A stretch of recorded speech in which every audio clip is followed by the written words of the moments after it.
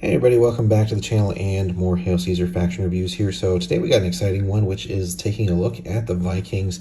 So if you love your infantry armies and really an army of basically super elite infantry by and large, this is going to be the list for you. And there's so much really that you can be doing with this, with its own separate expansion, which we'll cover at some point for Hail Caesar, but then you can branch off into any number of other games set during that period, whether the skirmish or et cetera, so like Saga and other stuff that's out there. But today we'll focus on Hail Caesar.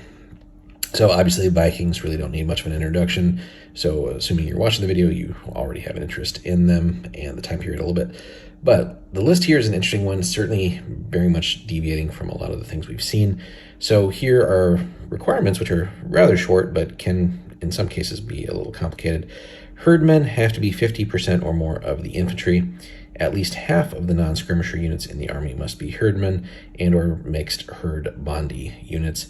So in the notes here, basically, we can take a certain amount of the units and have herdmen and bondi as sort of a mixed unit. So the herdmen basically in the front and bondi in the rear. One unit of each can be mixed in this way to produce two mixed units. So just keep that in mind because I don't really spell it out in the list proper down there.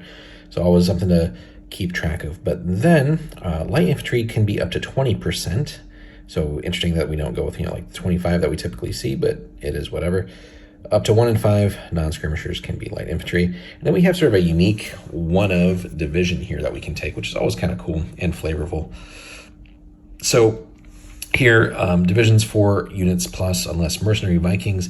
So if you go with a mercenary Viking route, again, normal four units per division, 4 or more. But a mercenary Viking unit must form its own division and be led by its own commander, integral to the unit. This division doesn't count for purposes of establishing defeat. All divisions must be led by a commander. So we'll get to that in a second, but it's a kind of a cool way to also incorporate mercenaries. And it's an interesting, just in general rule, like, you can have mercenaries be sort of a certain percent of your army, but then really they shouldn't count for, your defeat.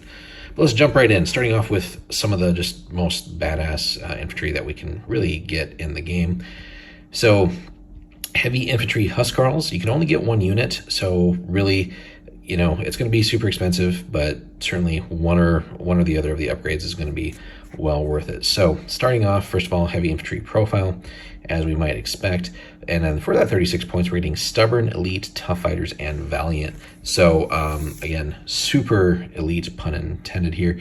These guys will wreck the opposing units that they face by and large, barring a few examples. But these guys should do work. So the main thing is let's not let them get chewed up by missile fire, and we should be fine. And ideally, if they get charges off, they should just punch a hole through most other things.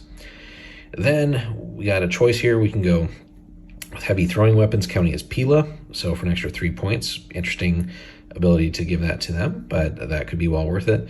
We could also think about going with them as berserkers, which then adds wild fighters on top of everything else that we get for 3 points. So it's, again, super expensive unit, but you got to figure out what you want to do, but that could be really, really cool.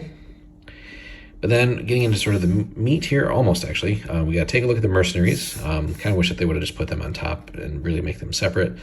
But anyway, heavy infantry mercenary Vikings, you get 1 unit, and these guys just have stubborn and tough fighters, so it does make sense that they shouldn't be elite or valiant because they're mercs. So 30 points for that, and then we could take an actually pretty sweet discount of 7 points and make that a small unit if we really wanted to. So it's, again, nice little way of incorporating some mercenary elements there, and they still retain the stubborn and tough fighters when they get dropped to small unit. So pretty cool stuff there. And interesting too, when we drop them to the small unit, they are still a small unit of heavy infantry. Let's not forget that, right? It's still a 4-up save. They just go to 5 and 5 on their fight values. So cool stuff there. But now, again, as promised, the meat of the list here, heavy infantry herdmen. So to start out with, just kind of bog standard here, heavy infantry, but that's not a bad thing. Heavy infantry is pretty damn good overall. So then we could go as above if we want to essentially give them Pila, 3 points for that. We could also, and this is kind of cool, we can just pay for special rules in this list. So we can just extra to make them tough fighters for 1 point, certainly well worth it. But we could also go berserkers for 3 points. So again, you have special rules on tap here. And really, if you wanted to, you could have essentially almost like a whole army of berserkers, which would be pretty cool. Then the medium infantry, Bondi, again, just basic medium infantry, but that's not bad when you see everything else that you have up above. So, you know, these guys can essentially mop up leftovers, but extra to arm them with, again, throwing weapons, heavy throwing weapons, so again, effectively Pila. So you have a whole list that sort of acts like a Roman list in the sense that you benefit from the rule of Pila, but you can get all these super special rules by and large with a lot of these units that you take. And then finally, light infantry. This is going to be where we get essentially our only ranged firepower in the list. So, and again, light infantry could be up to 20% of the force. So, in that sense, should be trying to max this out, just to again get a little bit of missile fire, at least put some potential wounds on the enemy before combat is happening, and hopefully just make that much easier for your big units to do the work. But anyway, light infantry Bondi gives us 3 for range. It is 21 points, but it's a normal size unit, which is going to be cool because if we max out here on those units, there's a decent amount of missile fire, but you shouldn't count on that as really like other lists where you have a preponderance of missile fire and you can really poke some holes in the enemy and really soften them up. This, again, just getting a few wounds here and there is going to be what they do. But of course, if you get really hot in the dice and start putting some serious damage on the enemy before you get into combat, well, hey, all the better. It makes it easier for your herdmen and huscarls, etc., to do the work. And then finally, skirmisher package is the most basic of packages here, so really just some javelin dudes for 11 points. Again, we've seen that unit a million times now, so we know exactly what it does. But again, this is just a super punchy infantry list, literally no cavalry here, so it's really just how you want to organize the infantry and play with the special rules. Again, that huscarl unit, if you can just protect it from missile fire and get it into combat, it should do tons of work for you. All those special rules really should make it kind of a buzzsaw. And then depending on how you want to kit out your herdmen, that could be really good too. Certainly advocate for that extra point per unit for tough fighters.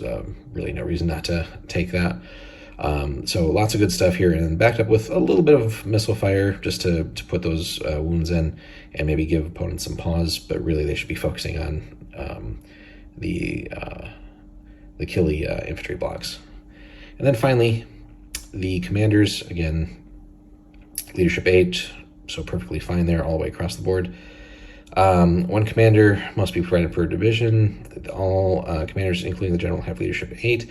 Although in this list, if you're going to be bold and venture into actually putting your general into combat with a unit, the general will actually contribute 4 attacks, which is pretty nasty too. So again, just definitely a list that's going to favor aggression, getting up there and punching at the enemy, and just doing lots of work, and hopefully we'll see you through. So let us know your thoughts on the Vikings, if you've played them in sort of Hail Caesar proper here, or if you've played in the Shield Wall supplement. Again, we'll hit that someday as far as reviews go. Or obviously there's any number of other games out there too set during the period, whether you go skirmish, etc. So a lot of good stuff. But let us know how you like the Vikings list, what you would go with as far as composition here. And if you've fielded them, what did you play against and how did that fare? And similarly, if you've gone up against Vikings with a similar period list, how did you deal with them and how did that fare? So hit us up in the comments, guys. Like, subscribe, really helps the channel. Also, if you want to support the channel, if you made it this far, thank you. But if you want to support the channel, check out the pinned comment below. And if you pick up anything from Warlord there, that certainly helps us if you use our affiliate link. Greatly appreciated, but not necessary. Anyway, thanks so much for watching as always, guys, and we'll see you in the next one.